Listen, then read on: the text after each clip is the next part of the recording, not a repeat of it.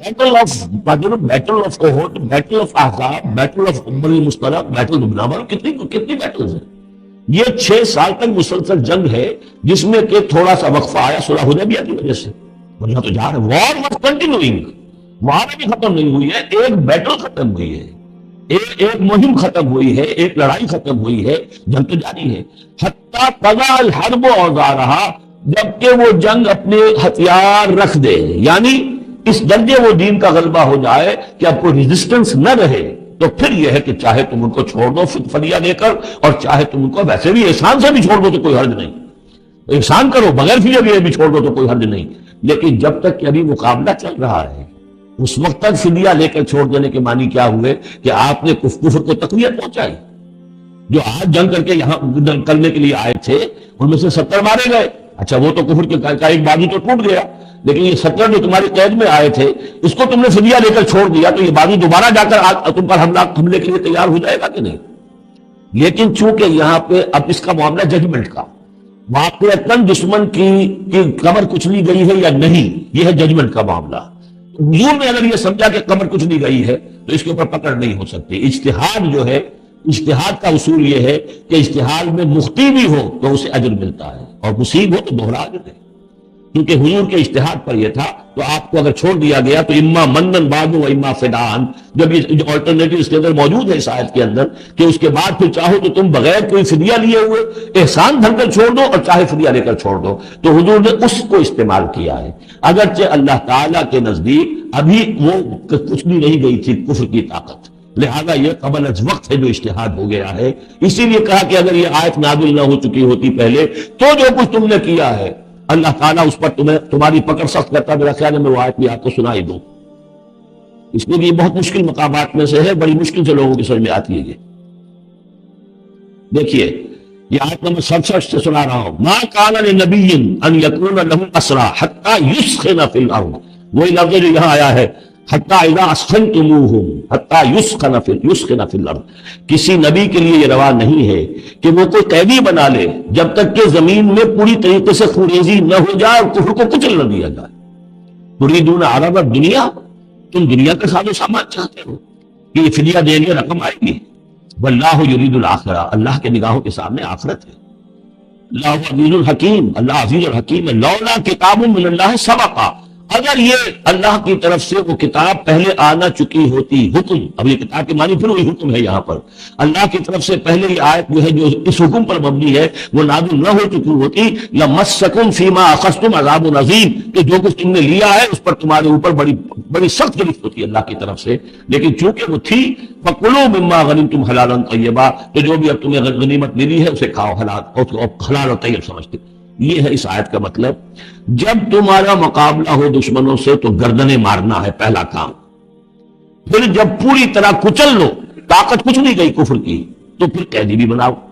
فَشُدُّوا الْوَثَاقَ حَتَّى تَضَعَ الْحَرْبُ أَوْزَارَهَا، جب جنگ بالکل ختم ہو جائے اور گویا کہ وہ ہتھیار ڈال دیے جنگ نے، ڈگ ڈال دیے، اب کوئی طاقت نہیں رہی کفر میں، پھر تم چاہو تو ان کو فدیہ لے کر چھوڑ دو، چاہو تو بغیر فدیہ کے بھی چھوڑ دو، اب کوئی خطرہ نہیں. اس لیے کہ انقلاب آ چکا اور مستحکم ہو چکا، اب ان کے کیے کچھ نہیں ہوگا. حتیٰ تضع الحرب اوزارها ذلك ولو يشاء الله لانتصر منهم، اللہ چاہتا تو خود ہی ان سے بدلہ لے لیتا، ان کفار سے انتقام لے لیتا. ولكن ليبلو بعضكم ببعض، اللہ تعالیٰ چاہتا تو اس 1000 کے لشکر کو آنے واحد میں ختم کر دے، لیکن اللہ نے تمہیں موقع دیا، تمہاری آزمائش کی، تمہارے صبر کا امتحان لیا. لیکن اللہ تعالیٰ امتحان لیتا ہے، جانچتا ہے بعض کو بعض کے ذریعے سے. کوئی 1000 کے لشکر کے ذریعے سے ان 313 کے استقامت کی، ایمان اور استقامت جو ہے اس کی آزمائش ہو گئی. والذین قتلوا فی سبیل اللہ فلن یضل اعمالهم، اور جو لوگ اللہ کی راہ میں قتل ہو گئے تو اللہ تعالیٰ ان کے اعمال کو ضائع کرنے والا نہیں ہے، ان کے سارے اعمال کا بھرپور اجر انہیں مل جائے گا. سیہدیہم ویصلح بالہم، اللہ تعالیٰ ان کو راہ دے گا، پہنچا دے گا، جنت تک پہنچا دے گا، اور ان کے جو معاملہ ہوگا وہاں پہ ان کے احوال بہت اعلیٰ ہوں گے، بہت عمدہ ہوں گے. وَيُدْخِلُهُمُ الْجَنَّةَ عَرَّفَهَا لَهُمْ، اور داخل کرے گا انہیں اس باغات میں جو پہلے ہی انہیں پہچنوا دی ہے، بتا دیا ہے کہ اس جنت میں کیا کچھ ہوگا، وہ تو ہم بتا چکے ہیں قرآن کے اندر، اس جنت میں داخل کرے گا. یا ایھا الذین آمنوا ان تنصروا اللہ ینصرکم ویثبت اقدامکم، اہل ایمان اگر تم اللہ کی مدد کرو گے تو اللہ تمہاری مدد کرے گا اور تمہارے قدموں کو جما دے گا. یہ بہت اہم قانون ہے اللہ کا. تم اللہ کی مدد کرو گے تو اللہ مدد کرے گا. تم اللہ کے دشمنوں سے قیمیں بڑھاؤ، دوستیاں کرو، ان کی وفاداریوں کے دم بھرو، انہیں اپنا سرپرست سمجھو، انہیں اپنا حمایتی اور مددگار سمجھو، اور ساتھ ہی دعا کرو تو دعائے قنوت نازلہ چاہے سال بھر کرتے رہو گے، اللہ نہیں سنے گا تمہاری دعا. ڈھاکہ گیا، مشرقی پاکستان گیا، بدترین شکست آ گئی. قنوت نازلہ مکے میں بھی اور مدینے میں بھی پڑھے جا رہے تھے اور پورے پاکستان میں پڑھے جا رہے تھے. اللہ نے نہیں سنی. تمہاری دوستی کس سے؟ اللہ سے تو ہے. اللہ کے خلاف تو اعلان جنگ ہے. تمہاری ساری معیشت سود پر چل رہی ہے. تم نے اللہ کے باغیوں کو دوست بنایا اور انہیں اپنا سرپرست سمجھتے ہو. انہیں کی مدد پر تمہارا جو ہے سارا سہارا بھروسہ ہے. آ رہا تھا کوئی جہاز چل کر امریکہ کا، وہ تو نہیں آیا. اللہ کیوں سنے گا تمہاری بات؟ ان تنصروا اللہ ینصرکم ویثبت اقدامکم. اگر تم اللہ کی مدد کرو گے، تم اس کے اگر مخلص ہو، فرما بردار ہو، اس کے دین کا جھنڈا لے کر کھڑے ہو گئے ہو، تن من دھن اس کے لیے لگانے کو تیار ہو، اللہ مدد کرے گا اور تمہارے قدم جما دے گا. والذین کفروا فتعسل لهم. وہ لوگ جنہوں نے کفر کیا ہے ان کے لیے تو پھر ہے ان کو گویا کہ رد کر دینا، رانگہ درگاہ کر دیے جائیں گے. وہ کھائے ٹھوکرے. وعد اللہ اعمالہم. اللہ نے ان کے تمام اعمال کو، جد و جہد کو، کوششوں کو بالکل گمراہ کر دیا، یعنی ختم ہو گئی وہ، اور ان کا حاصل کچھ نہ ہوا.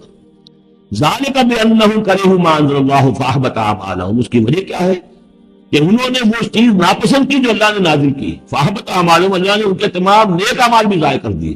یعنی آخر ان میں ایسے بھی تھے کفار میں سے جو غریبوں کو کھانا کھلا دیتے تھے، جو حاجیوں کی خدمت کرتے تھے، سمجھتے تھے بڑی نیکی کا کام ہم کر رہے ہیں. سورہ توبہ میں ہم پڑھ آئے ہیں اجعلتم سقایۃ الحاج وعمارۃ المسجد الحرام. ان چیزوں کو تم نے بہت بڑی نیکیاں سمجھ رکھا ہے. لیکن یہ کہ اگر تم نے اللہ کے نازل کیے ہوئے قرآن کو ناپسند کیا ہے تو اللہ نے تمہاری ساری اعمال جو ہے حبس کر دیے. افلم یسیروا فی الارض فینظروا کیف کان عاقبۃ الذین من قبلہم. تو کیا یہ زمین میں گھومے پھرے نہیں کہ یہ دیکھتے کہ کیا انجام ہوا ان لوگوں کا جو ان سے پہلے تھے. دمر اللہ علیہم. اللہ تعالیٰ نے ان پر ہلاکت کو مسلط کر دیا. وللکافرین امثالھا. اور ان کافروں کے لیے بھی ایسے ہی انجام آئیں گے. ذالک بان اللہ مولا الذین آمنوا وان الکافرین لا مولا لهم. اور یہ اس لیے کہ اللہ تو مولا ہے، رفیق ہے، پشت پناہ ہے، مددگار ہے اہل ایمان کا، اور یہ کہ کافروں کا کوئی مولا ہے ہی نہیں. یہ اصل میں یہیں سے حضور نے پھر وہ نعرہ اخذ کیا تھا جب غزوہ احد میں، جب وقتی طور پر مسلمانوں کی شکست ہو گئی اور حضور بھی اور صحابہ بھی پھر پہاڑ کے اوپر چڑھ گئے احد پر. اور اس کے بعد پھر جو دامن میں کھڑے ہوئے تھے، جو کفار کے اس وقت کے سربراہ تھے، اس میں ابو سفیان تھے اور خالد ابن ولید، جو بعد میں دونوں ایمان لے آئے صحابہ میں سے ہیں. تو اس وقت یہ ہے کہ ابو سفیان نے نعرہ لگایا تھا لنا عزا ولا عزا لکم. ہمارے لیے عزا جیسی دیوی ہے، اس نے ہماری مدد کی ہے، تمہارے لیے تو عزا ہے ہی نہیں. تو حضور نے کہا تھا مسلمانوں سے جواب دو اللہ مولانا ولا مولا لکم. اللہ ہمارا مولا ہے، تمہارا کوئی مولا نہیں. اس نے کہا تھا اعلیٰ ہبل. لیکن یہ کہ اس کے جواب میں کہا گیا اللہ اکبر. اللہ سب سے اعلیٰ بھی ہے، بڑا بھی ہے. یہ جو نعرہ ہے کہ اللہ مولانا ولا مولا لکم ذالک بان اللہ مولا الذین آمنوا وان الکافرین لا مولا لهم. ان اللہ یدخل الذین آمنوا وعملوا الصالحات جنات تجری من تحتها الانہار. یقیناً اللہ تعالیٰ داخل کرے گا ان لوگوں کو جو ایمان لائے، جن نے عمل کیے، ان باغات میں جن کے دامن میں ندیاں بہتی ہوں گی. والذین کفروا یتمتعون ویاکلون کما تاکل الانعام. اور وہ لوگ جو کفر کر رہے ہیں وہ کھا پی رہے ہیں، عیش اڑا رہے ہیں، دنیا میں کھا رہے ہیں جیسے کہ حیوانات بھی کھاتے ہیں. والنار مثوی لکم. لیکن یہ کہ بالآخر ان کا ٹھکانہ جو ہے وہ آگ ہے. وَكَأَيٍّ مِّن قَرْيَةٍ هِيَ أَشَدُّ قُوَّةً مِّن قَرْيَتِكَ الَّتِي أَخْرَجَتْكَ. اور اے نبی کتنی بستیاں ایسی گزری ہیں کہ جو اس بستی سے کہیں زیادہ قوت میں تھی جس نے آپ کو نکلنے پر مجبور کیا ہے. مکے سے بڑے بڑے شہر تھے، ان سے بڑی اس کی جو ہے قوتیں تھی، بڑی طاقتور قومیں وہاں رہتی تھی. تو یہ جو بستی جس نے کہ آپ کو وہاں سے نکلنے پر مجبور کیا ہے، اس سے کہیں زیادہ بڑی جو بستیاں تھیں انہیں ہم نے ہلاک کیا.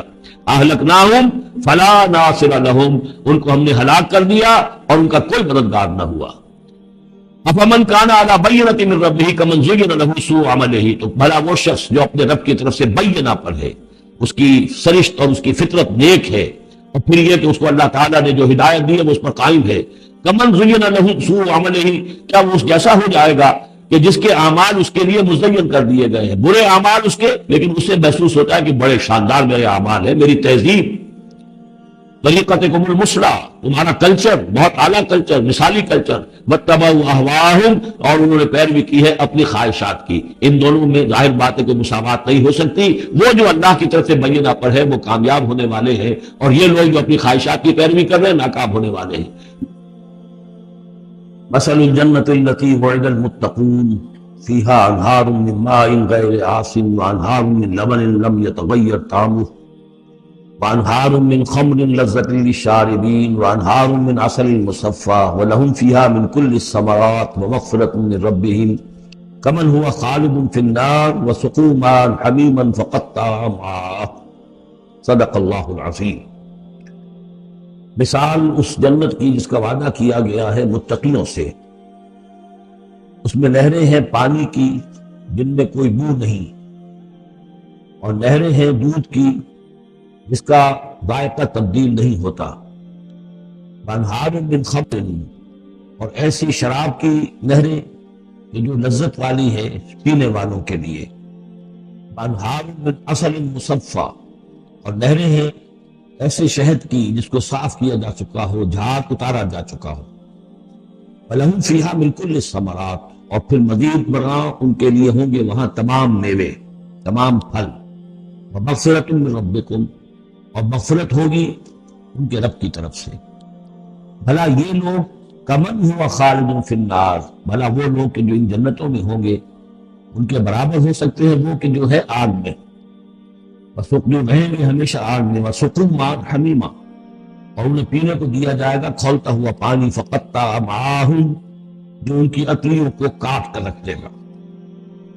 ومنہم من یستمع الیک، اب یہاں سے جو اصل مضمون اس سورہ مبارکہ کا ہے جو میں پہلے عرض کر چکا ہوں کہ قتال سے جو طبیعت اب گھبرا رہی تھی کچھ لوگوں کی، خاص طور پر جن کے دلوں میں رعب تھا، منافقت تھی، ان کی کیفیت ہے جو سورہ مبارکہ میں بڑی تفصیل سے آئے گا۔ وَمِنْهُمْ مَنْ يَسْتَمِعُ إِلَيْكَ، ان میں سے کچھ لوگ ایسے بھی ہیں جو اے نبی آپ کی بات بڑی توجہ سے سنتے ہیں، حَتَّى إِذَا خَرَجُوا مِنْ عِنْدِكَ، یہاں تک کہ جب وہ آپ کے پاس سے نکل کر باہر جاتے ہیں، قَالُوا لِلَّذِينَ أُوتُوا الْعِلْمَ مَاذَا قَالَ آنِفًا، تو وہ کہتے ہیں ان کو کہ جنہیں علم دیا گیا، کیا کہا انہوں نے، اب یہ نئی بات آج کیا کہہ دی انہوں نے۔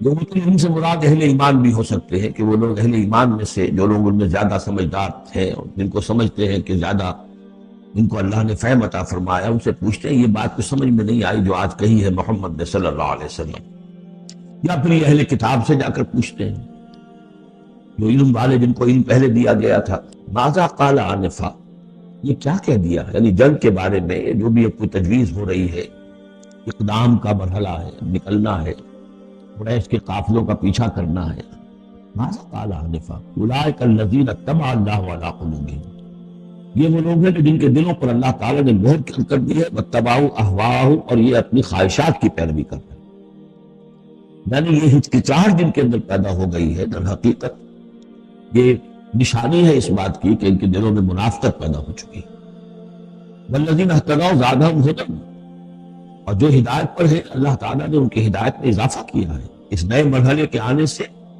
ان کے جوش ایمان میں اور ذوق شہادت میں اضافہ ہو گیا ہے۔ وَآتَاهُمْ تَقْوَاهُمْ، اللہ تعالیٰ نے انہیں ان کے تقویٰ میں اور اضافہ فرمایا ہے۔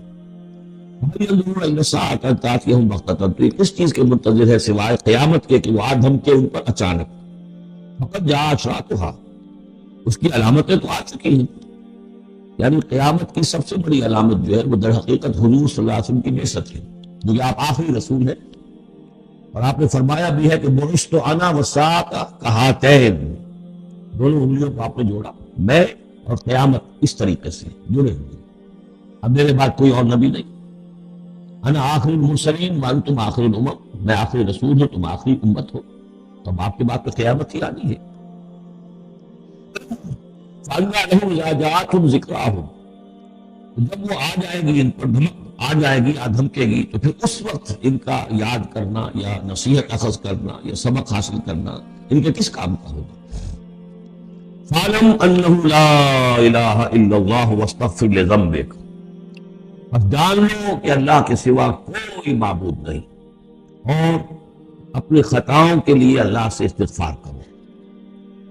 اب یہاں ایک تو یہ ہے کہ یہ بات خطاب کر کے حضور سے کہی جا رہی ہے واحد کے سیغے میں، اس حوالے سے ایک تعویل تو یہ ہو سکتی ہے کہ یہ حقیقت میں حضور کی وساطت سے آپ کی امت سے کہی جا رہی ہے، لیکن یہ ہے کہ اس میں علماء نے یہ بات بھی نکالی ہے کہ یہاں حضور مخاطب ہے، حضور کے مخاطبت میں یہ پہلو موجود ہے کہ حضور کے گناہ کا معاملہ جو ہے ہم اپنے گناہ پر قیاس نہ کریں۔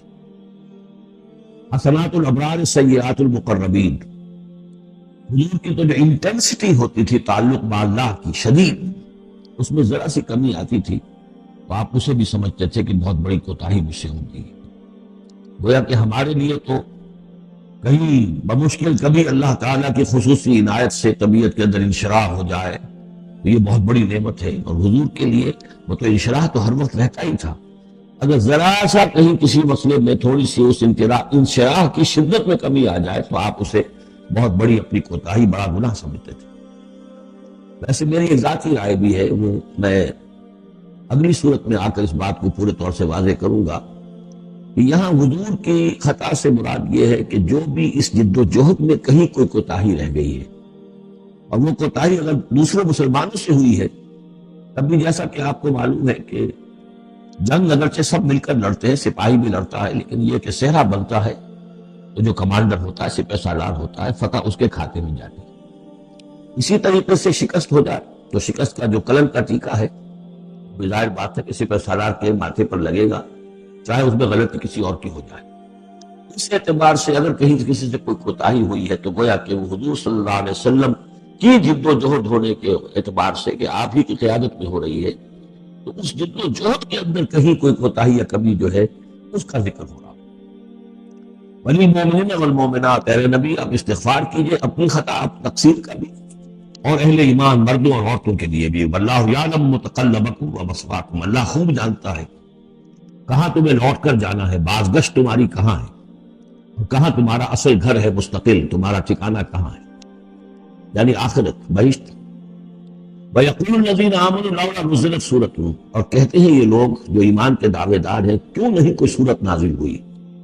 یہ بہت اہم آیت ہے اس سورت کی، کہ اصل میں حضور نے جب چھوٹی چھوٹی مہمیں بھیجنی شروع کر دی تھی، اس وقت تک کوئی ایسی صحیح آیت جب اللہ کے راستے میں نکلو اور قتال کرو شاید نازل نہیں ہوئی۔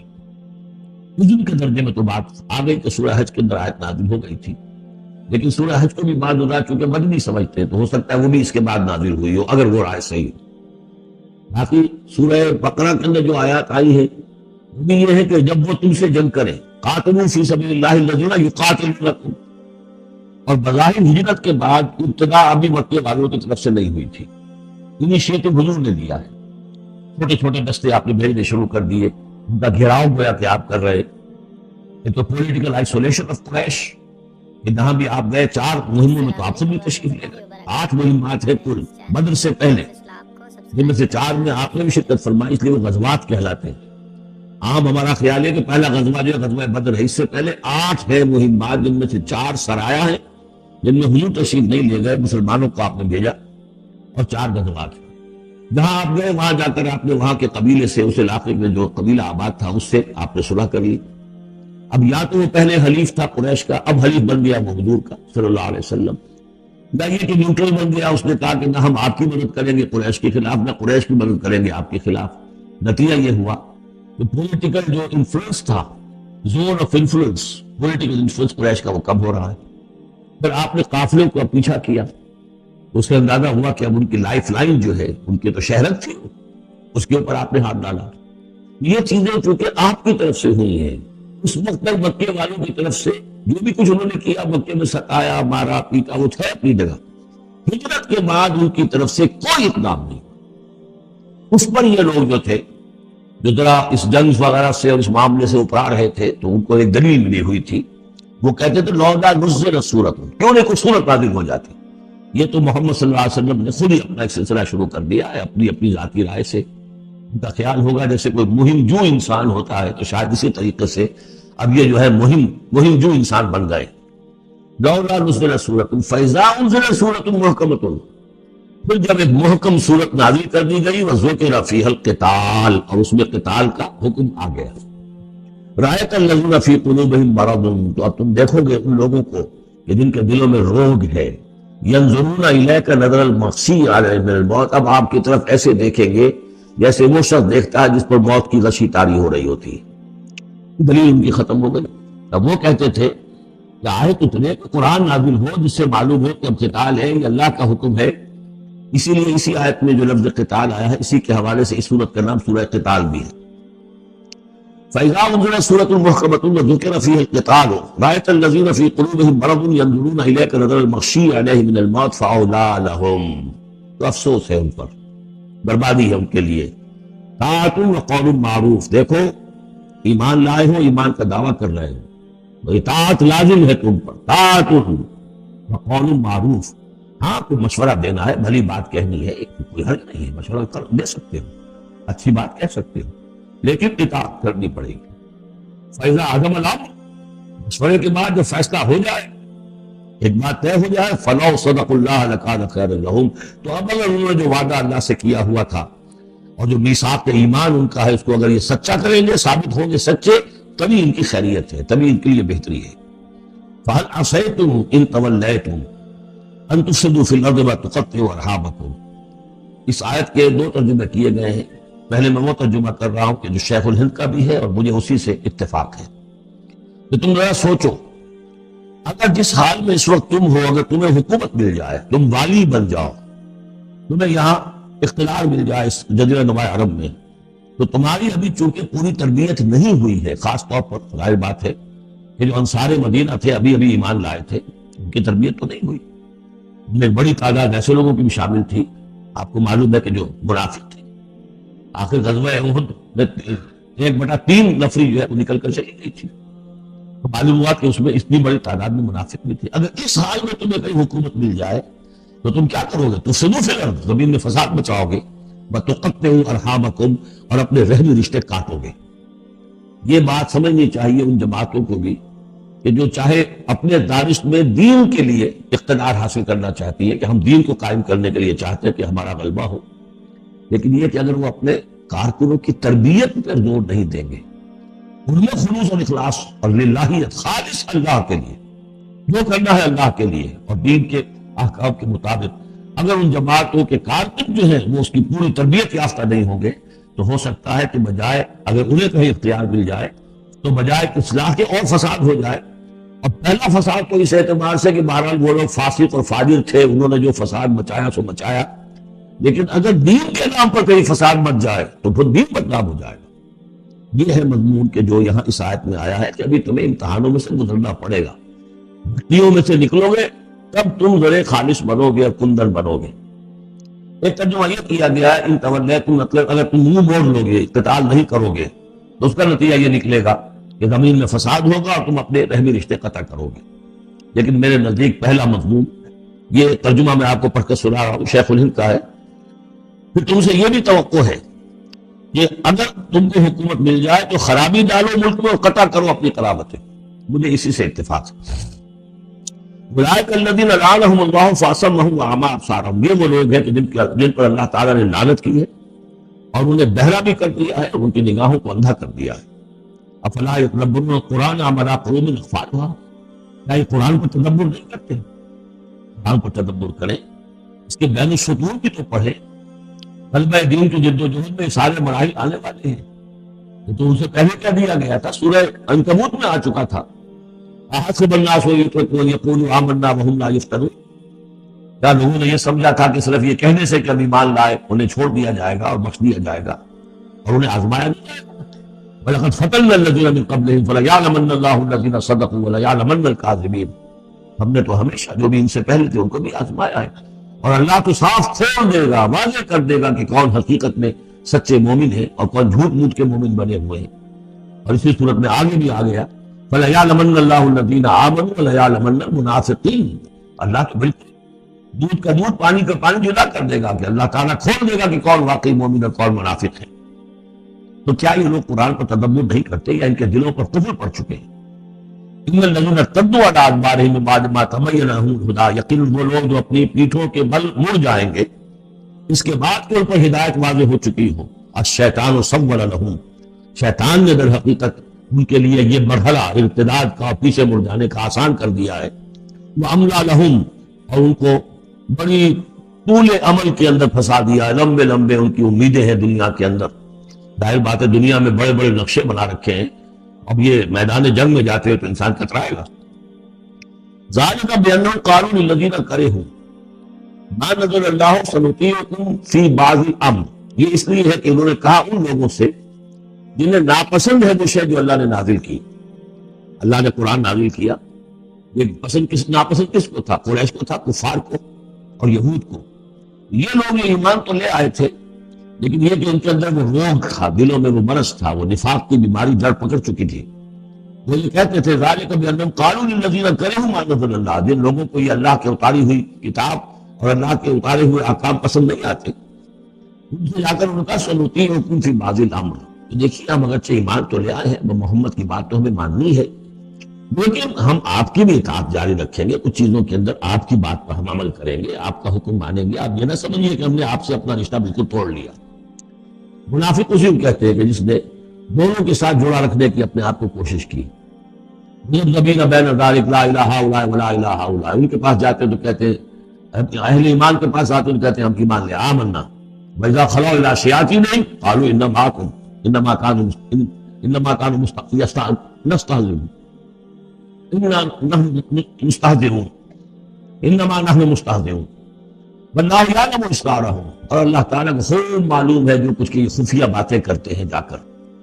فَكَيْفَ إِذَا تَوَفَّتْهُمُ الْمَلَائِكَةُ يَضْرِبُونَ وُجُوهَهُمْ وَأَدْبَارَهُمْ، کیا ہوگا ان کا جب کہ ان کی جانیں قبض کریں گے فرشتے، ان کے چہروں پر ضرب لگاتے ہیں اور ان کی پیٹھوں کے اوپر ضرب لگاتے ہیں. ذالک بأنہم اتبعوا ما اسخط اللہ، یہ اس لیے کہ انہوں نے پیروی اس چیز کی جو اللہ کو ناپسند ہے. وکرہوا رضوانہ، اور ناپسند کیا انہوں نے اللہ کی رضا کو. فاحبط اعمالہم، تو اللہ نے ان کے سارے اعمال اکارت کر دیے، حبط کر دیے.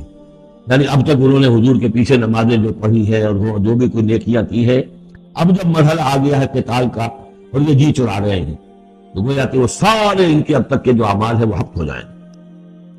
ہم حسب الذین فی قلوبہم مرض ان لن یخرج اللہ اضغانہم، کیا سمجھا تھا ان لوگوں نے کہ جن کے دلوں میں یہ روگ ہے کہ اللہ تعالیٰ ان کے کھوٹ کو ظاہر نہیں کرے گا.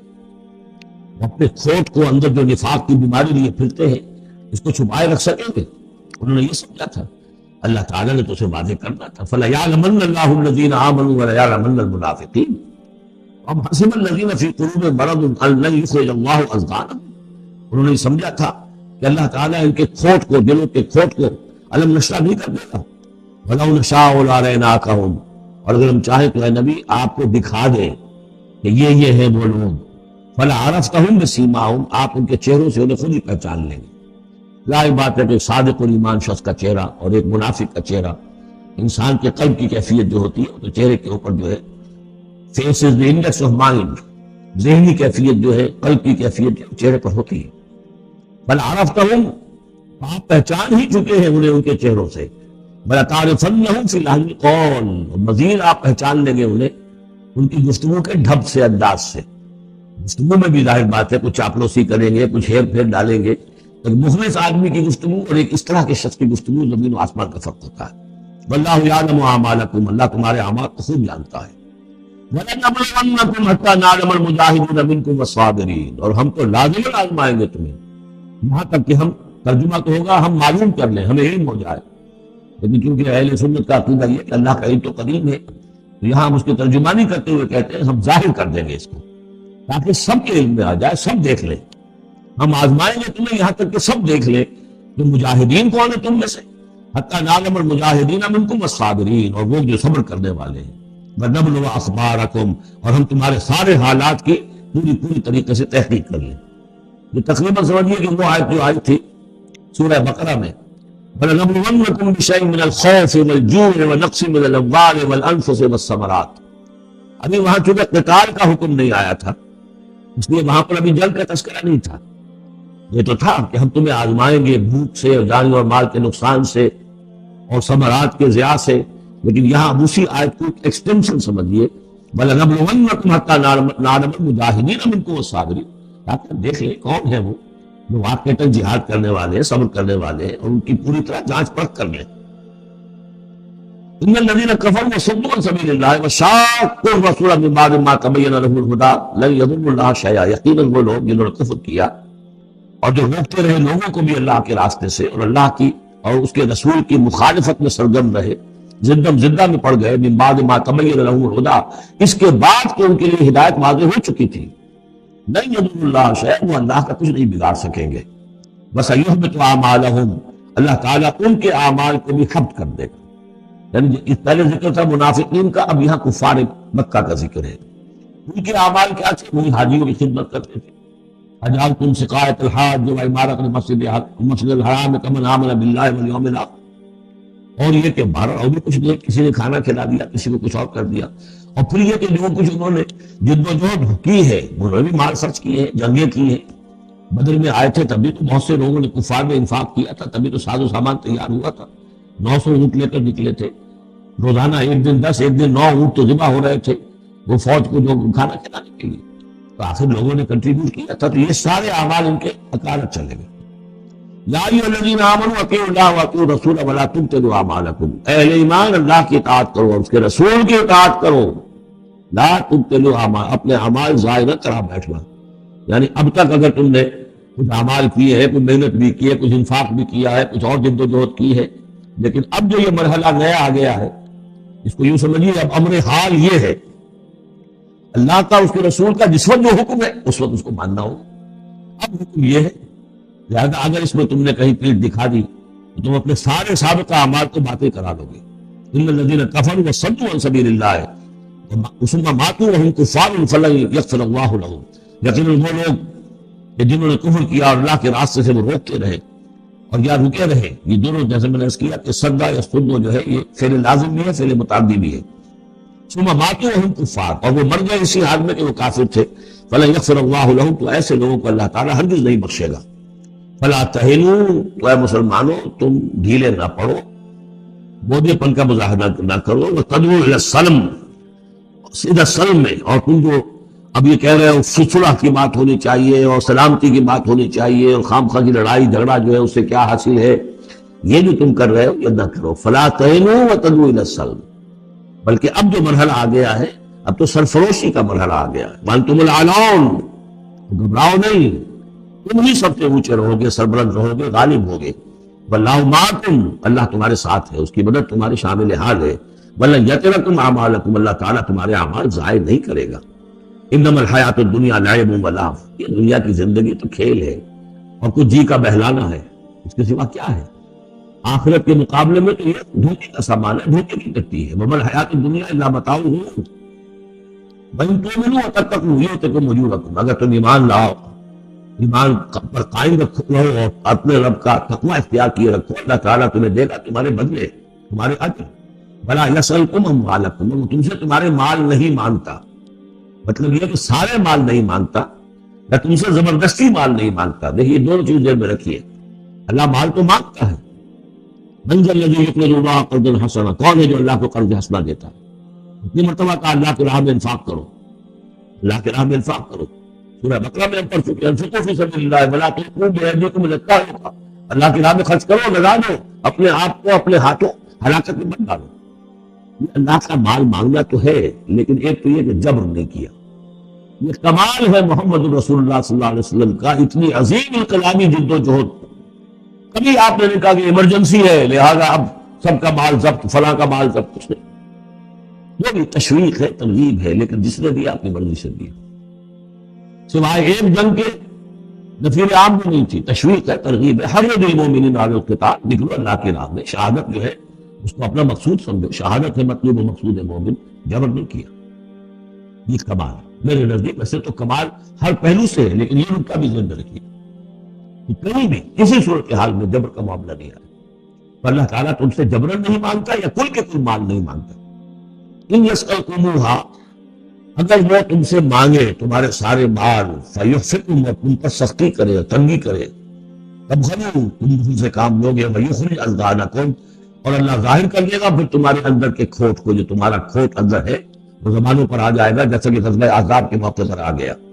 ما وعدنا اللہ ورسولہ الا غرورا، منافقین نے یہ بات کہہ دی کھلم کھلا کہ اللہ اور اس کے رسول نے تو ہمیں دھوکہ دیا، سب مال دکھائے، ہاں تم تنفقوا فی سبیل اللہ، بلایا جا رہا ہے، ترغیب دی جا رہی ہے، تمہیں تشویق دی جا رہی کی جا رہی ہے کہ تم اللہ کے راہ میں خرچ کرو، تنفقوا فی سبیل اللہ، ومنکم من یبخل، تم میں سے کوئی وہ بھی ہے جو بخل سے کام لیتے ہیں، ومن یبخل فانما یبخل عن نفسہ، جو کوئی بخل سے کام لے رہا ہے وہ بخل اپنے آپ سے کر رہا ہے، وہ اپنے وہ فائدے چھوڑ رہا ہے کہ جو انفاق سے اسے ملے گی۔ ایک کے 700 ملتے ہوں تو اگر نہیں دے رہے آپ ایک، تو کس کا گھاٹا کیا؟ اپنا نقصان کیا نا، تو اپنی جان سے ہی نفس جو ہے بخل کر رہا ہے۔ اللہ الغنی وانتم الفقراء، اللہ تعالیٰ تو غنی ہے، تمہارے امتحان کے لیے مانگ رہا ہے تم سے، اللہ کو قرض دو، اللہ تعالیٰ تم سے صدقات بھی قبول کر لیتا ہے، وَيَقْبَلُ الصَّدَقَاتِ، صدقات قبول کر لیتا ہے۔ یہ اللہ تعالیٰ کی طرف سے تمہارے لیے تمہارا اعزاز ہے، اکرام ہے۔ واللہ الغنی، عالم غنی ہے، وانتم الفقراء، محتاج اصل میں تم ہے۔ وَإِن تَتَوَلَّوْا، یہ آیت بڑی فیصلہ کن ہے، ان تتولوا، اگر تم پیٹھ پھیر لو گے، یستبدل قوما غیرکم، تو تمہیں ہٹا کر کسی اور قوم کو لے آئے گا، ثم لا یکونوا امثالکم، پھر وہ تمہاری طرح کے نہیں ہوں گے۔ اب یہ ہو سکتا ہے کہ اس کا اطلاق جو ہے اس وقت کے کچھ لوگوں پر بھی ہوا ہو کہ جنہوں نے منافقت کی بنا پر پیٹھ موڑ لی، اللہ نے اپنے نبی کے لیے ان سے زیادہ جو ہے نانثار قسم کے اہل ایمان جو ہے وہ فراہم کر دیے۔ لیکن یہی آیت جو ہے اس اعتبار سے کہ حضور کی بعثت اصلی، بعثت خصوصی امیین کے لیے تھی، بنی اسماعیل اور عرب کے مشرکین جو ان کے تابع تھے، ان کے لیے یہ کہ یہ بات ان سے کہی جا رہی ہے کہ اب تمہیں سے امت بنی ہے، امت المسلمہ کن سے بنی ہے؟ اس کا نیوکلیس اہل عرب، وہی امت عرب کے لوگ۔ اگر یہ مشن جو تمہارے حوالے ہوا ہے، كَذَلِكَ جَعَلْنَاكُمْ أُمَّةً وَسَطًا لِتَكُونُوا شُهَدَاءَ عَلَى النَّاسِ وَيَكُونَ الرَّسُولُ عَلَيْكُمْ شَهِيدًا، اگر تم نے اس مشن سے منہ موڑ لیا، اللہ تمہیں ہٹائے گا، معذور کر دے گا، کسی اور قوم کو لے آئے گا۔ چنانچہ میرے نزدیک اس آیت کا ظہور ہوا ہے بتمام و کمال 13ویں صدی عیسوی میں، جبکہ اللہ تعالیٰ نے عربوں کو امت مسلمہ کی قیادت سے معزول کر دیا۔ 1258 عیسوی میں سقوط بغداد ہوا، ہلاکو کے ہاتھوں جو مسلمانوں پر تاتاریوں کے ہاتھوں بیتی ہے، کروڑوں مسلمان قتل ہوئے اس وقت، معمولی نہیں۔ اور آخری خلیفہ بنو عباس کا اس کو کھینچ کر محل سے گھسیٹ کر باہر نکالا گیا۔ السلام علیکم ورحمۃ اللہ وبرکاتہ۔ ہمارے اس چینل ڈیپتھ آف اسلام کو سبسکرائب کریں، آپ کا شکریہ۔